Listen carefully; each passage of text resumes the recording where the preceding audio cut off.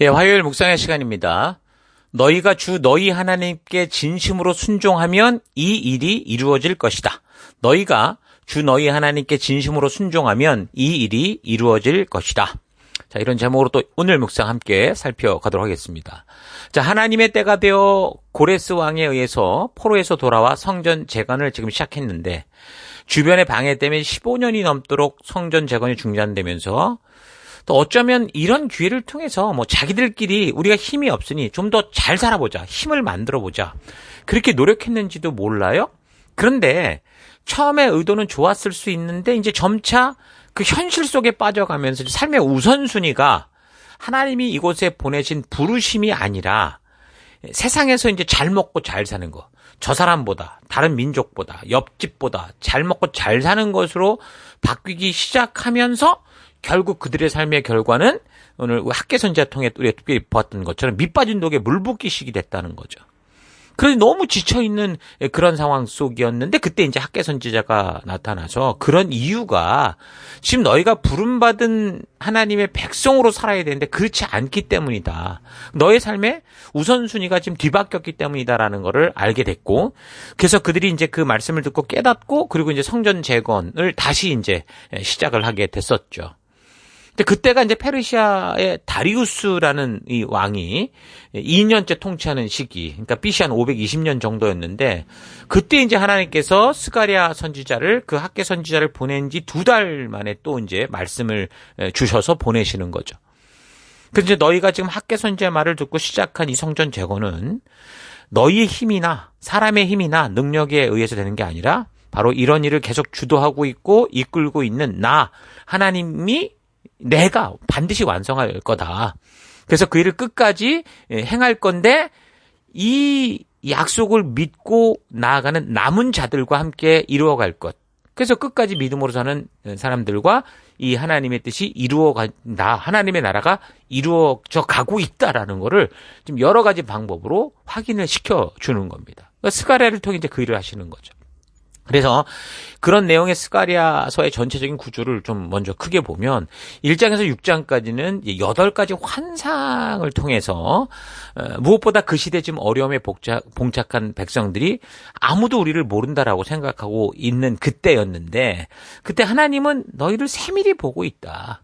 그리고 지금 이런 일들은 이 아웃 오브 컨트롤 상태가 아니라 하나님께서 이루어 가시는 언더 컨트롤 상태다. 그러니 너희가 자꾸 이전에 너희 조상들처럼 적당히 나와 어떤 좋은 종교적 관계, 종교적으로 좋은 관계를 만들려 하지 말고 우리가 이 땅에 서게 될 수 있었던, 너희가 그 땅에 서게 될 수 있었던 나의 온전한 뜻을 따라 나아가는 바른 관계를 세워가자. 이제 그런 것들을 말씀해 주시는 겁니다. 그리고 7장에서 8장까지는 이제 다리오 왕 통치 4년째 될 때 이제 받았던 그런 내용인데, 그렇게 보면 이제 성전 재건이 재개되기 시작한 지 중반쯤 이르렀을 때라고 볼 수 있겠죠. 이제 그때 이제 사람들이 열심히 이제 그 일을 해가고 있으니 바벨론 포로 생활 때부터 해왔던 어떤 금식이 있었는데 금식의 절기를 우리가 꼭 해야 되냐? 이렇게 물어보는 거예요. 근데 이제 하나님께서 이제 그런 질문에 대해서 어떻게 대답을 하시냐면 결국은 그러는 거죠. 형식이 아니라 너희가 정말 그 말씀대로 실천해. 왜 이거를 하려고 했는지, 이걸 했어야 되는지 그 원리를 따라, 그 하나님의 의도를 따라 그거를 행해가야 된다라고 그렇게 얘기하는 것. 그러니까 너네가 지금 이 슬픔을 걱정하던 거는 이제 기쁨으로 내가 바꿀 거야. 근데 중요한 것은 이 일들을 해야 했던 그 의도들은 잊지 말아라. 그러니까 다시 말하면 말씀의 가치, 그 기준으로 우리가 하나님의 의도 안으로 되돌아와야 된다. 이런 것들을 이제 얘기해 주십니다. 자, 그리고 이제 9장부터 마지막 14장까지는 이 부분에 대해서 어떤 사람들은 이 성전이 재건된 후 40년이 흐른 그 시대쯤 상황이다라고도 보는데요. 그 이유가 왜 그러냐면 9장 13절에 보면 헬라라는 나라를 언급하는 거죠. 그래서 역사적으로 나중에 등장하는 헬라에 대한 이야기가 거기 나온다는 거는 앞에 부분과는 시간차가 있을 거다. 이제 좀 후대 이야기다. 그런 식으로 이제 가능성을 추론한 건데요. 자, 그런데 근동 지역에 있어서 헬라의 영향력은 BC 7세기부터 이제 두드러지기 시작하게 되는 거죠. 보통 이제 야완 족속, 성경은 그렇게 언급을 하는데 바로 이오니아인들, 그러니까 그리스와 연관된 사람들의 이야기를 하는 거고, 스가랴 시대에 이 페르시아 군대의 대부분이 어땠냐면 그 헬라의 용병들이 그 이 페르시아 군으로 싸웠던 거죠. 그래서 유대 역사가 요세푸스가 적은 책을 보면 이 부분의 기록 연대를 BC 4세기경으로 보려고 하거나 또는 그 이후로 정하려고 하는 이 비평주의자들의 노력을 보면 그렇게 믿을 만한 근거가 되지 않는다는 거죠. 유대 역사가가 얘기하는 그런 상황을 볼 때 어찌됐든 성전이 재건 중이거나 또는 재건되었음에도 역사를 통해 보면 그렇게 그럼 다윗 왕국과 같은 영광이 오는 시대가 왔느냐? 그렇지 않았죠. 여전히 강대국 페르시아의 속국으로 존재해야 됐고 주변 민족들의 끝없는 공격을 받으며 살아가는 상황이었습니다. 그래서 그런 절망 속에 있는 백성들에게 하나님께서 그렇게 하나님의 뜻을 방해하는 너희가 정말 어려워하는 그런 주변의 열국들은 반드시 내가 심판할 거다. 그리고 하나님이 약속하신 새 언약을 이룰 그 하나님의 새 언약의 성취, 메시아가 오게 될 것이고 그래서 영원한 하나님의 나라가 서게 될 거다. 이 이야기를 이제 스가랴를 통해 말씀하면서 격려하는 내용이 이제 그 뒷부분의 내용인 겁니다. 그래서 이사야 선지자부터 시작해서 예레미야 선지자들을 통해 계속 말씀하셨던 새 언약이 성취되는 그 일들은 너희가 지금 처한 상황과 환경이 어떠하든 세계적인 정세가 어떠하든 이 일을 시작한 나 하나님이 너희들을 위해 그 약속들을 이루어갈 것이고 바로 나를 위해 이 하나님의 나라를 이뤄낼 거다라는 그 소망을 전하는 내용입니다. 자, 새 언약의 약속에 대해서 이미 자꾸 말하지만 이사야 선지자 때로부터 언급이 됐단 말이에요. 이미 그때 사실 유다 민족이 망할 때는 아니었는데 굉장히 이제 심각한 불순종으로 멸망으로 가냐 아니면 회생하냐 그런 시기에 왔던 선지자가 지금 이사야 선지자였는데 이사야 선지자로부터 언급이 될 때 더 이상 이제 이미 그 상황은 어떻게 하나님이 전개를 해갔냐면 이제 그들이 눈에 봤던 그 화려한 예루살렘 그 솔로몬 성전이나 또 그 안에 그 계속 움직이고 있는 중보자로서의 뭐 제사장 제도 같은 이제 이런 것들을 이미 하나님이 더 이상 이제 활용하지 않고 이제 하나님께서 직접 중보자가 되시고 그러니까 하나님이 왕 되어 주시겠다. 그래서 하나님의 진정한 뜻을 직접 그 백성들의 마음에 심어주시고 그들을 이끌겠다라고 한 그 약속이 이제 나오기 시작했단 말이에요. 그래서 이제 재건되는 성전이라는 것도 결국은 그런 건물의 의미가 아니라는 거죠. 뭡니까? 그 하나님의 의도를 아는 사람들과 살아있는 하나님의 이런 그 살아있는 관계 회복 그게 이제 핵심이었던 거예요. 성전 재건이 단지 건물을 새롭게 져서 다시 그 성전을 중심으로 뭐 솔로몬 때보다 더 화려한 무슨 그 자기네 나라를 만들고 이런 게 아니고요. 그러니까 성전이라는 건물로 상징되는 하나님과 살아있는 관계를 하나님께서 얼마나 중요하게 여기시고 이제 하나님의 나라는 이제 그런 새 언약의 나라 가운데 이루어져 갈 것이다라는 거를 알게 하시는 거죠. 그러니까 하나님은 건물에 대한 약속을 하시지 않아요. 하나님과의 약속된 백성으로서의 역할, 열방의 제사장 아닙니까? 그런 제사장으로서의 역할로의 약속, 이거를 하나님이 성취해 가시는 거죠. 그러니까 스가랴는 바로 그런 약속에 변함없이 성실하게 행해 가시는 하나님의 살아계심을 전해 주려는 겁니다. 그래서 환상과 예언을 전하는 그 선지자들의 이야기를 통해서 우리는 하나님이 꿈꾸시는 바를 분명하게 우리는 들을 수 있어요. 끊어 들으면 모르지만 지금처럼 역사를 연결해 들으면 이게 복잡한 얘기가 아니라 지금 하나님이 같은 처음부터 하셨던 얘기를 계속 이렇게 말씀하시는구나라는 걸 분명하게 알게 되죠. 단지 스가랴만이 아니라니까요. 이 약속된 백성들과 미래에 대한 이야기를 하실 때 비록 역사적 시기와 상황은 다 달랐지만 그 원리적인 부분에서 저들이 하나님과 약속을 어기고 그릇된 길을 갈 때 지금 선지자들이 항상 등장했단 말입니다.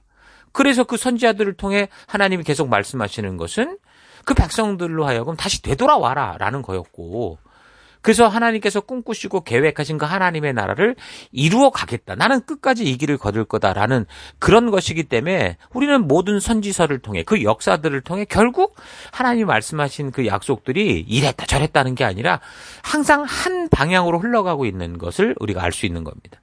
그래서 하나님은 선지자들을 통해 백성들이 회개하고 처음 약속했던 하나님이 꿈꾸셨던 그 사명의 자리로 돌아오게 될 때 이미 하나님께서 꿈꾸시고 계획하신 그 약속대로 놀라운 꿈과 원대한 그 하나님의 나라가 이루어질 것에 대한 그 비전을 전해주는 거죠. 그래서 스가랴 선지자를 통한 위로와 격려에도 결국 그 얘기인 거예요. 당연히 이제 이사야서로부터 계속 전달되고 있는 새 언약의 성취인 거죠. 심지어 이제 그런 성취가 이루어져서 말세 때 하나님이 끝까지 그런 식으로 어떤 상황 속에서도 하나님의 말씀을 믿고 그 약속을 따라 살아가는 남은 자, 그 백성들을 보호하시고 회복하시고 결국 하나님 나라로 이끄실 것에 대해서 말씀을 하는 겁니다. 이건 새로운 약속이 아니에요. 성경에는 새로운 약속이라는 게 없어요. 하나님이 처음에 꿈꾸셨던 그 하나님의 뜻이 이루어져가는 변함없는 약속, 그게 이제 확인되는 거죠. 자, 그런데 꼭 잊지 말아야 되는 건 뭐냐면 이런 하나님의 사람을 향한 원대한 꿈과 계획은 하나님의 뜻이 이러니 사람들이 어떻게 살든 상관없이 그냥 하나님은 하나님의 일만은 스스로 해간다? 이런 건 아니라는 거예요. 성경을 통해 하나님께서 그 백성들과 언약을 맺으시고 약속을 주실 때 그 하나님은 이제 당신의 일을 어떻게 하시는 거예요? 사람을 통해 이루시겠다고 처음부터 그렇게 계획하셨기 때문에 이제는 이 시내산 언약대로부터 보면 조건이 들어가기 시작하죠. 그것이 백성들이 하나님의 뜻을 따라 살아가야 이제 하나님의 이 꿈이 이루어간다라는 그게 이제 그래서 전제로 깔립니다. 그 시내산 이전에 아브라함과의 약속을 보면 거의 하나님이 일방적으로 당신 혼자 모든 걸 책임져 주실 것에 대한 그런 약속들을 해주셨는데 그 이후 이제 대표적으로 시내산 약속으로부터는 반드시 그 백성들도 하나님과 맺은 이 언약의 자리에서 자신의 역할을 감당할 때 하나님이 이루시고자 하는 하나님의 나라가 이루어져 갈 수 있다라는 걸 말씀하시는 거죠. 사실 아브라함에게 하나님이 일방적으로 약속은 하셨으나 만약에 그 원리를 보면 아브라함이 그런 약속을 받았다고 하나님이 뭐라고 말씀하시든 상관없이 자기 길을 갔다. 그럼 마음대로 살았다. 그렇다면은 이것도 아브라함으로부터 이미 그 하나님의 뜻이 깨졌을 거예요. 아브라함이 그 이스마엘을 낳았잖아요. 하나님이 그 아들을 주겠다고 했는데도 자기 방법으로 낳았단 말입니다. 근데 하나님은 분명히 그 방법이 옳지 않다라고 말씀을 하셨죠. 그때 그 음성을 아브라함이 외면하고 그래도 태어났는데 어떻게 이렇게 해봅시다. 이랬다면 지금 우리가 보는 성경의 이 역사는 완전히 다른 길로 갔을 거예요. 그러나 비록 다른 길을 갔더라도 이 아브라함이 잘못을 깨닫고 하나님께서 원래 하시고자 했던 그 뜻으로 돌아올 때 그 자기의 고집스러운 방향을 바꾸고 하나님의 약속으로 돌아올 때 하나님은 그 아브라함, 그런 아브라함을 통해 그 믿음의 사람을 통해 믿음의 나라, 당신의 꿈, 하나님의 나라를 이루어 오신 겁니다. 자, 그러니까 그 백성들이 아브라함처럼 하나님과의 약속의 길, 하나님이 주시는 그 가치의 길을 따라 가지 않는다면 그 역사는 어떻게 되겠어요? 꼬이는 거예요, 또. 야곱이 그 고생 죽을 고생하며 삼촌 집에 가서 이리 돌고 저리 돌고 계속 그러는 것처럼 인생 꼬이게 돼 있어요. 물론 그 결론은 결국 하나님의 말씀대로 가야 되는데 그 사실 그냥 걸어서 만약에 특히 이제 그 출애굽도 보면 그렇잖아요. 그냥 그 가나안 땅을 처음에 가데스바네에서 직접 들어갔다면 그 한 달도 안 걸릴 거리를 40년을 돌잖아요. 꼬이잖아요. 그렇게 꼬여도 결국은 가나안 땅에 들어가듯이. 결국 선지자들의 등장은 바로 그런 거예요. 그 약속된 백성들이 그 가데스 바네아에서 직진하지 못하고 불신하고 되돌아가니 다시 돌아와라. 이런 것을 위해 선지자들이 등장하게 되는 거죠. 자, 그래서 얼마 전 에스겔서를 살필 때도 보면 기사 40장 이후에 나오는 그 하나님이 에스겔을 통해 보이신 환상의 이야기가 있었어요. 성전에 대한 환상.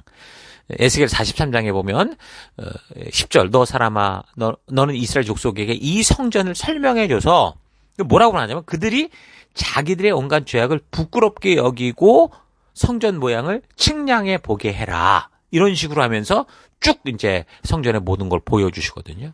근데 그 뭐냐면 이 백성들이 그들의 고집스러운 죄를 회개하고 하나님의 뜻대로 살고자 하는 돌이킴이 있을 때 이 꿈을 보여주라는 거죠. 근데 이 역사적으로 에스겔을 통해 보여주었던 이 성전에 대한 환상, 성전의 문지방에서 물이 흘러나와서 온 세계를 풍요롭게 하는 그런 일들은 없었단 말이죠. 그러니까 그 백성들이 그 당시 뉘우치기는 했는지 몰라도 하나님의 약속의 길에 돌아와서 바르게 서지 않았고 그 약속된 길을 걷지 않았기 때문에 결국 성취되지 않은 그런 환상이었다고 그랬죠. 그러니까 그 일을 하나님이 포기했다는 게 아니라 결국 하나님이 포기가 아니라 사람들의 불순종으로 이 세상에서 이루어질 수 있는 그 역사적 시간이 꼬이기 시작한 거죠. 자꾸 늦춰지고 있다 그 말인 겁니다. 그래서 스가랴 선지자를 통해서도 지금 하나님이 뭐라고 말씀하세요? 계획하시고 하나님이 이루실 그 꿈에 대해서 말씀해 주시는데 이스라엘을 괴롭히는 주변국들에 대해서 이렇게 심판하실 것이고 이스라엘은 이렇게 회복할 거고 그리고 하나님이 직접 통치하시는 새 언약의 성취를 통해 메시아가 어떤 모습으로 오실 것인지 그분이 왔을 때 심지어 어린 나귀를 타고 등장할 것까지 또 더 나아가서 최후의 날에 믿음으로 사는 자들을 건드리는 이 믿음의 나라를 건드리는 모든 세력들을 하나님이 다 제하시고 승리하실 것이다라는 것까지 정말 하나님이 꿈꾸시는 그 백성을 향한 하나님 나라를 향한 그림을 아주 자세히 설명했어요. 스가랴에게.